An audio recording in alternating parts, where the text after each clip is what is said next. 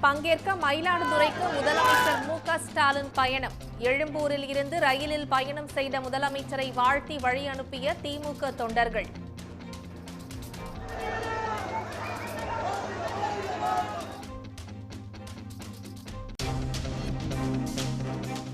பிரதமர் மோடி நாளை வருவதையொட்டி சென்னையில் 5 அடுக்கு பாதுகாப்பு. 15,000 போலீசார் நிறுத்தம். மாநகரில் ட்ரோன்கள் பறக்க தடை.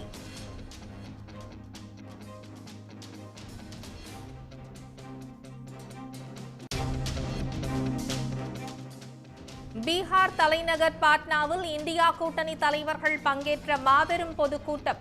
ஆர்ஜேடி நடத்திய கூட்டத்தில் கார்கே, ராகுல் காந்தி, சீதாராம் யெச்சூரி, டி. ராஜா, அகிலேஷ் யாதவ் உள்ளிட்டோர் பங்கேற்பு.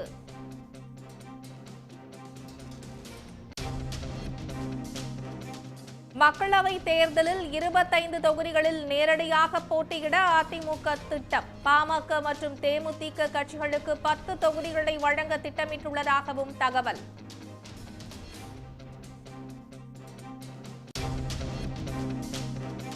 நெய்வேலியில் சிறிய அளவிலான அணு உலைகளை அமைக்க என்எல்சி திட்டம். மக்கள் விரோத திட்டத்தை தமிழக அரசு ஏற்றுக்கொள்ளக்கூடாது என சமூக ஆர்வலர்கள் வலியுறுத்தல்.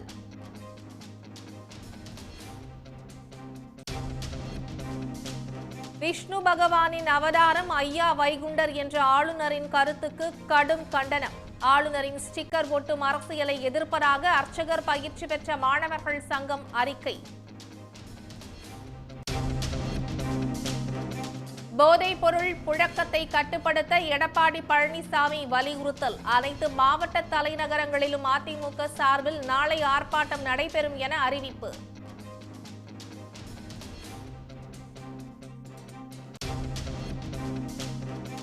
நாம் தமிழர் கட்சிக்கு விவசாயி சின்னம் மறுக்கப்பட்டதன் பின்னணியில் பாஜக இருப்பதாக சீமான் குற்றச்சாட்டு. உரிய நேரத்தில் விண்ணப்பிக்காமல் பாஜக மீது பழி போடுவதா என அண்ணாமலை கேள்வி.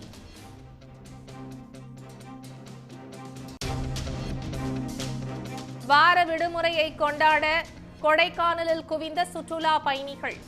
மஞ்சுமல் பாய்ஸ் திரைப்பட மோகத்தால் குணா குகையை பார்வையிட ஆர்வம்.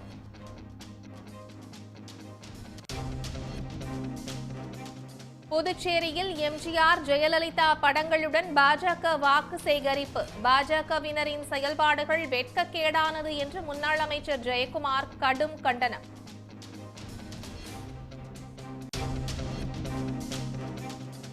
திருச்சியில் டைல்ஸ் தொழில் செய்வதாக கூறி பலரிடம் பண மோசடி செய்த பாஜக நிர்வாகி கைது.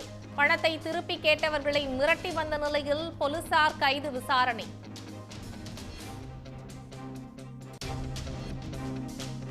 அதிமுக கூட்டணிக்கு விடுதலை சிறுத்தைகள் கட்சி வந்தால் மகிழ்ச்சி என ஜெயக்குமார் பேட்டி. அதிமுகவின் அழைப்பில் உள்நோக்கம் இருப்பதாக திருமாவளவன் விமர்சனம்.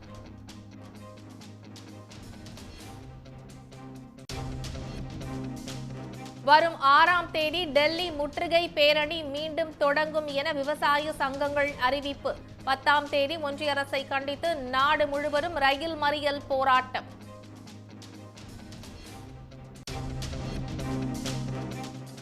பாஜக எம்பியும் ஒன்றிய முன்னாள் சுகாதாரத்துறை அமைச்சருமான ஹர்ஷ்வர்தன் அரசியலிலிருந்து விலகுவதாக அறிவிப்பு. மீண்டும் மருத்துவர் பணியில் ஈடுபட உள்ளதாக எக்ஸ் தளத்தில் பதிவு.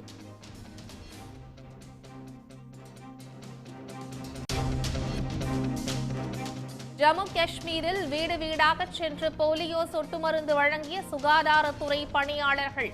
குரேஸ் பள்ளத்தாக்கில் மலை போல் குவிந்து கிடந்த பனிக்கட்டிகளுக்கு நடுவே சாகச பயணம் செய்து மக்கள் சேவை.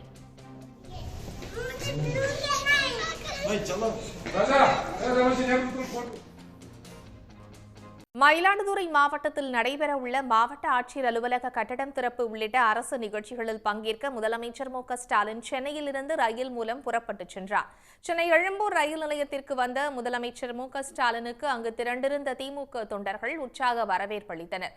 சரியாக 4:10 மணிக்கு எழும்பூர் ரயில் நிலையத்தில் இருந்து திருச்செந்தூர் செல்லும் விரைவு ரயிலில் மயிலாடுதுறைக்கு முதலமைச்சர் மு.க. ஸ்டாலின் புறப்பட்டுச் சென்றார். அவரை அமைச்சர் சேகர் பாபு, சென்னை மேயர் பிரியா மற்றும் திமுக எம்எல்ஏக்கள் அவரை வழி அனுப்பி வைத்தனர்.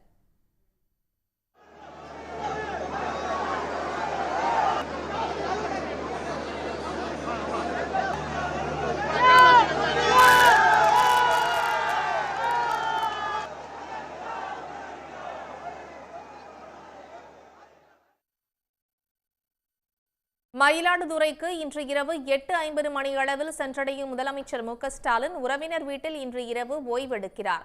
நாளை காலை 10 மணியளவில் மயிலாடுதுறை மாவட்ட ஆட்சியர் அலுவலக கட்டடத்தை திறந்து வைக்கிறார். புதிதாக உருவாக்கப்பட்ட மயிலாடுதுறை மாவட்டத்திற்காக ஆட்சியர் அலுவலக கட்டடம் 144 கோடியே 48 லட்சம் ரூபாய் மதிப்பீட்டில் கட்டப்பட்டுள்ளது. மேலும் சில நிகழ்ச்சிகளில் பங்கேற்றும் அவர் மதியம் 1 மணி அளவில் திருச்சி சென்னை விரைவு ரயிலில் சென்னைக்கு திரும்புகிறார். பிரதமர் மோடி நாளை சென்னை வரவுள்ள நிலையில் 5 அடுக்கு பாதுகாப்பு ஏற்படுத்தப்பட்டுள்ளதோடு ட்ரோன்கள் பறக்க தடை விதித்து போலீசார் பாதுகாப்பு நடவடிக்கையை தீவிரப்படுத்தியுள்ளனர். பிரதமர் நரேந்திர மோடி பகல் 1:15 மணிக்கு மராட்டியத்திலிருந்து விமானம் மூலம் புறப்பட்டு மதியம் 2:45 மணிக்கு சென்னை விமான நிலையம் வரவுள்ளார்.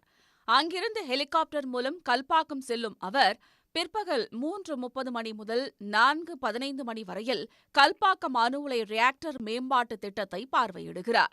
பின்னர் ஹெலிகாப்டர் மூலம் மாலை 5 மணிக்கு மீண்டும் சென்னை விமான நிலையம் வரவுள்ளார். சாலை மார்க்கமாக நந்தனம் செல்லும் பிரதமர் மோடி மாலை 5:10 மணிக்கு அங்கு பாஜக சார்பில் நடைபெறும் பொதுக்கூட்டத்தில் பங்கேற்கிறார். தொடர்ந்து மாலை 6:35 மணிக்கு சென்னையிலிருந்து விமானம் மூலம் புறப்பட்டு அவர் தெலங்கானாவுக்கு செல்கிறார். பிரதமர் மோடி வருகையொட்டி சென்னையில் 5 அடுக்கு பாதுகாப்பு ஏற்பாடுகள் செய்யப்பட்டுள்ளன.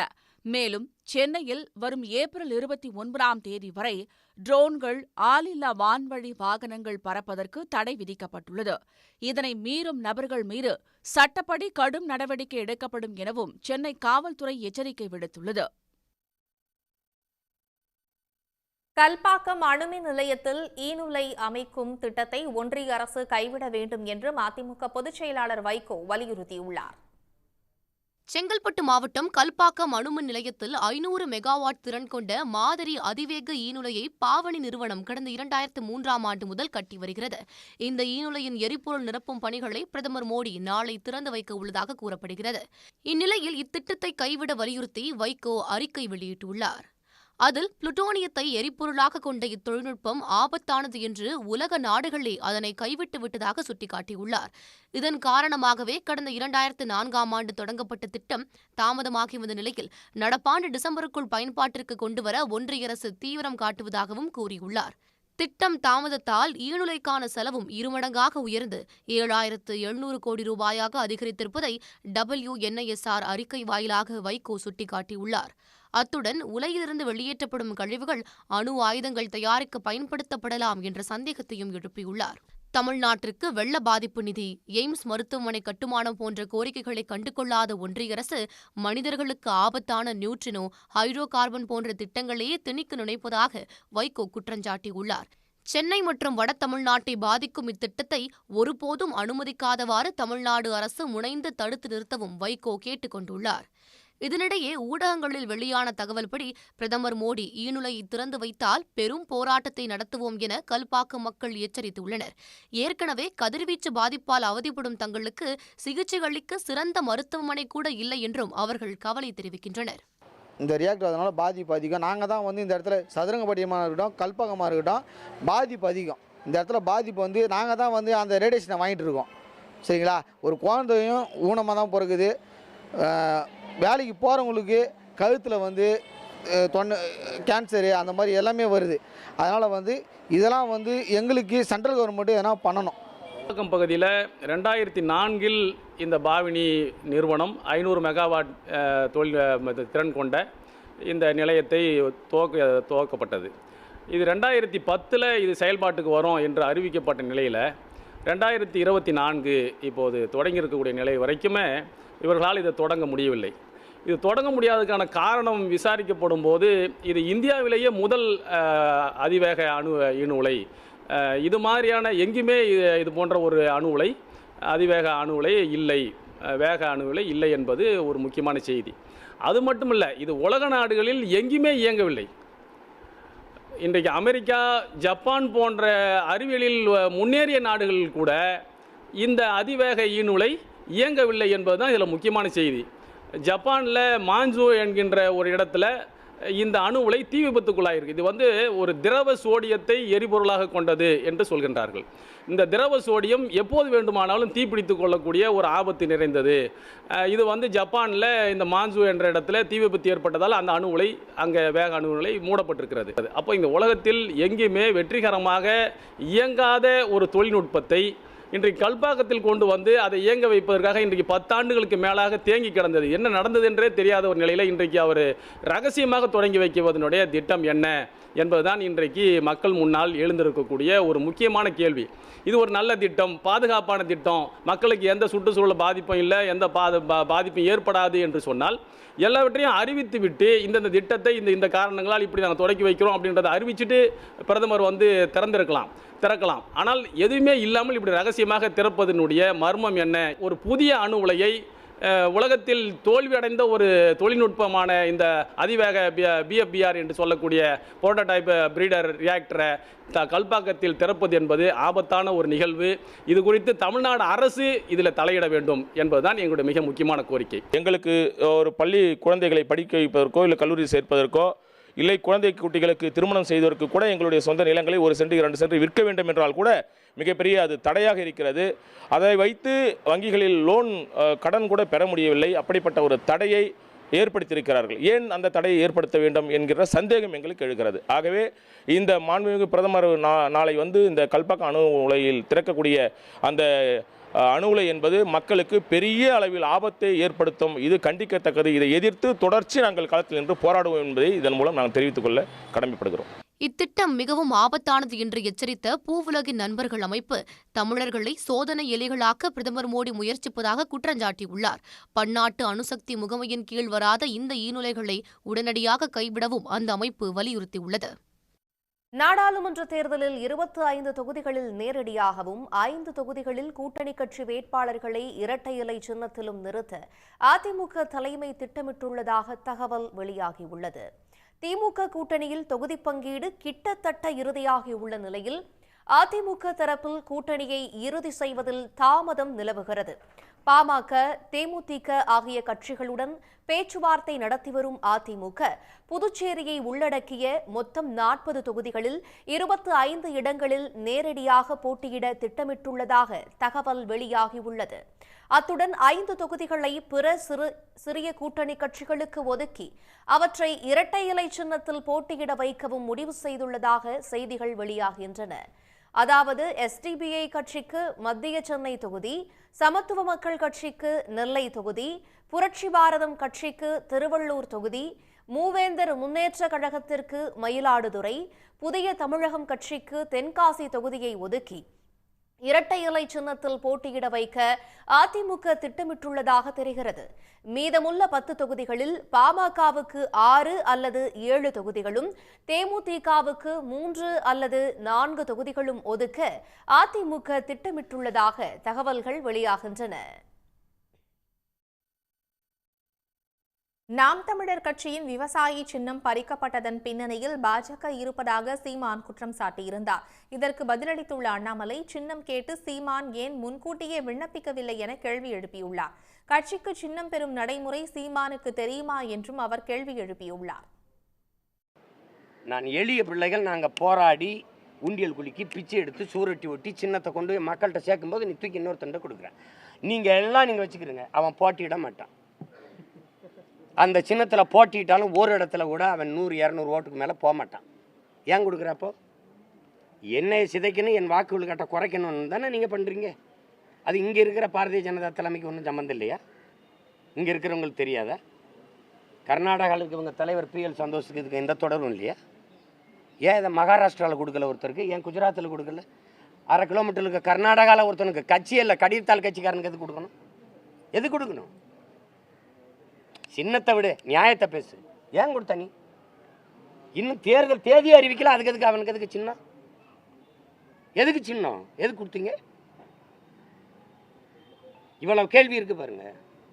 வரி கட்டணுங்கிறீங்க, டாக்ஸ் காட்டியிருக்கணும். நாங்கள் 3 முறை எல்லா தேர்தலுக்கும் நாங்கள் காட்டியிருக்கோம், கணக்கு காட்டியிருக்கோம், எல்லாம் போட்டிருக்கோம். அவர் பொதுக்குழு கூட்டியிருக்காரா, அவர் காட்டியிருக்காரா, நிர்வாகி காட்டியிருக்காரா, இல்லை வரி கட்டியிருக்காரா? ஒன்றும் இல்லாதவருக்கு எதுக்கு இந்த சின்னத்தை எடுத்து கொடுக்கணும்? எப்படி? இது அநீதி. இதை விட்டுட்டு இங்கே இருக்கிற நீங்கள் எல்லாம் சேர்ந்துக்கிட்டு சின்னத்தை கூட காப்பாற்ற முடியல ஒரு அப்படி முதல்ல பாரதிய ஜனதாவுடைய தாமரை சின்னத்தை ஒழிக்கணும். நீங்கள் பாருங்கள், இது தேர்தல் முடிஞ்சோன்னா வழக்கு போடுவேன். எனக்கு நீ பதில் சொல்லணும். பள்ளிக்கூடத்தில் வந்து இந்த தேசிய மலர், நாட்டு மலர், தாமரை தாமரை தாமரைன்னு எல்லாரும் படிக்கணும். அது எப்படி ஒரு ஒரு இப்போ பொலிட்டிக்கல் பார்ட்டிக்கு சிம்பலாக கொடுத்த? ஒரு தேர்தலில் நிற்கிற கட்சிக்கு எப்படி அதை சிம்பலாக கொடுத்த? நான் கேட்டபோது மயில் அது தேசிய பறவைன்னா, இது தேசிய மலர் எப்படி கொடுத்த? ஒன்று தேசிய மலராக இதை வை, சின்னத்தை எடு. இல்லை சின்னமாக அவருக்கு கொடு, தேசிய மலராக வேற வை. ரோஜா, மல்லிகை, கனகாம்பரம் ஏதோ ஒன்றை வை, காலிஃப்ளவரை கூட வை. அண்ணாமலைக்கும் நாம் தமிழர் அவர்களுக்கு இதற்கு முன்பு ஒதுக்கப்பட்ட சின்னம் கிடைக்காததற்கும் என்ன சம்பந்தம்? இவர் அப்ளை பண்ணியிருந்தால் அவருக்கு கிடைச்சிருக்கும். First come first serve. Okay. ரெண்டாவது, டெல்லி ஹைகோர்ட்டுக்கு போகிறார். டெல்லி ஹைகோர்ட்டுக்கு நாம் தமிழர் கட்சி போகும் பொழுது அங்கே இருக்கக்கூடிய நீதிபதி சொல்கிறாங்க, தேர்தல் கமிஷன் பண்ணியிருக்கக்கூடியது சரிதான், ப்ரொசீஜர் படி பார்த்தா நீங்கள் அப்ளை பண்ணலை, கேட்டால் நீங்கள் மறந்துட்டேன்னு சொல்கிறீங்க, இன்னொரு கட்சி அப்ளை பண்ணியிருக்கு, அவங்க இந்த சின்னத்தை கேட்டிருக்காங்க, ஃபர்ஸ்ட் கம் ஃபர்ஸ்ட் சர்வில் அவங்களுக்கு சின்னம் ஒதுக்கப்பட்டிருக்கிறது. அது மட்டும் இல்லை, அதை தாண்டி இன்னொன்று சொல்லியிருக்காங்க, இத்தனை ஆண்டு காலமாக தேர்தலில் போட்டியிடக்கூடிய நீங்கள் ஏன் அங்கீகரிக்கப்பட்ட கட்சியாக ஏன் மாறல? ஏன் நீங்கள் 6% வாக்கு ப்ளஸ் 2 அசம்பிளி வின்னிங் கேண்டிடேட் அல்லது ஒரு லோக்சபா, இதெல்லாம் நீதிமன்ற கேள்வி கேட்டிருக்காங்க. சம்பந்தமே இல்லாமல் எங்கள் அப்பன் குதிரைக்குள்ள இல்லை அப்படிங்கிற மாதிரி இன்னைக்கு சீமான் அண்ணன் எம்எல்ஏ பழிய போகிறார். தொண்டர்கள் நியாயமாக சீமான் அண்ணன் மேலே கோவப்படணும். ஒரு கட்சியினுடைய தலைவர் சின்னத்துக்கு அப்ளை பண்ணல, அது சீமான் அண்ணன் தவறா என் தவறானே? சீமான் சின்னத்துக்கு அப்ளை பண்ண வேண்டியது அவரு பொறுப்பு. அவர் அதை செய்யாமல் இன்னைக்கு சம்பந்தமே இல்லாமல் எம்எல்ஏ எதுக்கு பழிய போடுறாருன்னு. அதனால் சீமான் அண்ணன் அவர்கள் உண்மையை தெரிஞ்சு பேசணும். அவருக்கு இந்த ப்ராசஸ் தெரியுமா, இந்த ப்ரொசீஜர் தெரியுமா, அங்கீகரிக்கப்பட்ட கட்சினா என்னன்னு தெரியுமா, அங்கீகரிக்கப்பட்ட கட்சிக்கு எவ்வளவு பேர் ஜெயிச்சிருக்குன்னு அவருக்கு தெரியுமா? எதுவுமே இல்லாம அண்ணாமலை. பிரதமர் மோடி பதவியில் இருக்கும் வரை இந்த நாட்டுக்கு முன்னேற்றம் இருக்காது என்றும், ஜனநாயகமும் இந்திய அரசியல் அமைப்பு சட்டமும் இல்லாமல் போகும் என்றும் இந்தியா கூட்டணி தலைவர்கள் எச்சரித்துள்ளனர். பீகார் முன்னாள் துணை முதலமைச்சர் தேஜஸ்வி யாதவ் மேற்கொண்ட மக்கள் நம்பிக்கை யாத்திரையின் நிறைவு பொதுக்கூட்டத்தில் பேசிய இந்தியா கூட்டணி தலைவர்கள் இந்த கருத்தை தெரிவித்துள்ளனர். கடந்த 10 நாட்களாக பீகார் முழுவதும் சுற்றுப்பயணம் மேற்கொண்ட தேஜஸ்வி யாதவ் பாட்னாவில் நிறைவு பொதுக்கூட்டத்தை நடத்தினார். இந்த கூட்டத்தில் இந்தியா கூட்டணி தலைவர்களான காங்கிரஸ் தலைவர் மல்லிகார்ஜுன கார்கே, காங்கிரஸ் எம்பி ராகுல் காந்தி, ராஷ்டிரிய ஜனதாதள கட்சி தலைவர் லாலு பிரசாத் யாதவ், மார்க்சிஸ்ட் கம்யூனிஸ்ட் பொதுச் செயலாளர் சீதாராம் யெச்சூரி, இந்திய கம்யூனிஸ்ட் தேசிய பொதுச் செயலாளர் டி ராஜா, சமாஜ்வாதி கட்சி தலைவர் தேஜஸ்வி யாதவ் ஆகியோர் பங்கேற்றனர். பல்லாயிரக்கணக்கான பொதுமக்கள் திரண்டிருந்த பிரம்மாண்ட கூட்டத்தில் பேசிய தேஜஸ்வி யாதவ் பாஜகவினர் பொய்யானவர்கள் என்று சாடினார். மாட்டுச்சாணத்தை தட்டில் பரிமாறிவிட்டு அதை கேரட் அல்வா என்று கூறி நம்ப வைக்கும் பொய்யர்கள் என்றும் அவர் கடுமையாக விமர்சித்தார். वही जुमला, वही बकवास की बातें, झूठ प्रचार, हम तो शुरू से कहते हैं मोदी जी झूठ बोलने के फैक्ट्री है, मैन्युफैक्चरर है, मोदी जी होलसेलर के साथ डिस्ट्रीब्यूटर भी है झूठ बोलने के. இந்த கூட்டத்தில் பேசிய காங்கிரஸ் தலைவர் மல்லிகார்ஜுன கார்கே, நாட்டு மக்களை ஏமாற்றுவதுதான் பிரதமர் மோடி தரும் ஒரே உத்தரவாதம் என்று குறிப்பிட்டார். மோடியை பிரதமர் பதவியில் இருந்து நீக்கும் வரை இந்த நாட்டுக்கு முன்னேற்றம் இல்லை என்றும், மோடியை நீக்காவிட்டால் இந்திய அரசியல் அமைப்பு சட்டமும் ஜனநாயகமும் உயிர்ப்புடன் இருக்காது என்றார். கூட்டத்தில் பேசிய ராகுல் காந்தி, பாஜக RSS அமைப்பை பார்த்து தங்களுக்கு பயம் இல்லை என்றார். நாட்டுக்காகவும் இந்தியா கூட்டணியின் அரசு அமைவதற்காகவும் உயிரை விடவும் தயார் என்று ராகுல் உணர்ச்சி பெருக்குடன் பேசினார். देश में विचारधारा की लड़ाई है. एक तरफ नफरत, हिंसा, अहंकार और दूसरी तरफ मोहब्बत, भाईचारा और एक दूसरे की इज्जत. जैसे मैंने यात्रा में कहा, अगर आप गठबंधन को समझना चाहते हो, एक लाइन में समझा जा सकता है, नफरत के बाजार में मोहब्बत की दुकान खोलते हैं हम. மோடியை விரட்டுவோம், நாட்டை காப்போம் என்று மார்க்சிஸ்ட் கம்யூனிஸ்ட் கட்சி பொதுச் செயலாளர் சீதாராம் யெச்சூரி சூளுரைத்துள்ளார். இந்தியா கூட்டணி அமைய காரணமானவர்களில் ஒருவரான நிதிஷ்குமார் பாஜக அணிக்கு மீண்டும் தாவியதை தொடர்ந்து பிப்ரவரி 20ஆம் தேதி மக்கள் சந்திப்பு பயணத்தை தேஜஸ்வி யாதவ் தொடங்கினார். 38 மாவட்டங்கள் முழுவதும் பயணம் மேற்கொண்ட அவர் முந்தைய அரசான காங்கிரஸ், ராஷ்டிரிய ஜனதா தளம் மற்றும் இடதுசாரிகள் அடங்கிய மெகா கூட்டணி அரசின் சாதனைகளை எடுத்துரைத்தார். உடனுக்குடன் செய்திகளை தெரிந்து கொள்ள சன் நியூஸ் பெல் ஐகானை கிளிக் பண்ணுங்க.